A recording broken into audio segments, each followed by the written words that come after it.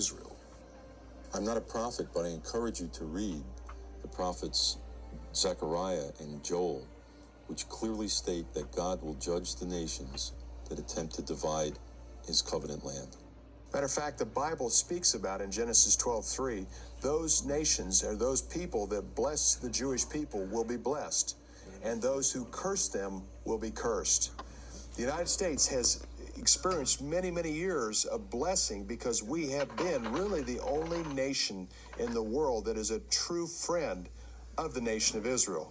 However, in October of 1991, President George Bush and Mikhail Gorbachev, the Russian president, sponsored the Madrid Land for Peace Conference.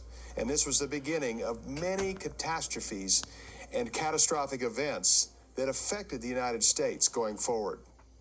What happened in Madrid is George Bush was talking about Israel giving up their land for promises of peace and security. The perfect storm that had developed in the Northeast Atlantic was sending 30-foot waves into President Bush's Kennebunkport, Maine home. August 24th, 1992, the Madrid Conference convened in Washington, D.C. On the very same day, Hurricane Andrew, the largest hurricane at that time in U.S. history, pummeled the state of Louisiana and Florida. This was a devastating storm that happened at the same time Israel's land was being discussed in meetings in Washington, D.C. On January 15, 1994, President Bill Clinton and President of Syria, Hafez Assad, were in Geneva, Switzerland, calling on Israel to leave the Golan Heights.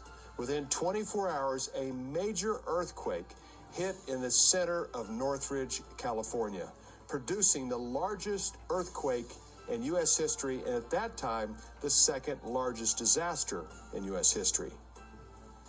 Many of us heard and watched Israel leaving the city of Gaza. On August 24th, the day the final Jews were evicted from Gaza and northern Samaria, Tropical Storm Depression 12 formed near the Bahamas. Within 24 hours, it was Tropical Storm Katrina.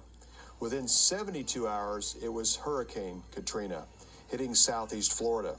72 hours later, Hurricane Katrina hit Louisiana, Mississippi, and Alabama, producing the largest disaster in U.S. history that dwarfs 9/11, Hurricane Andrew, and the Northridge earthquake in size and intensity.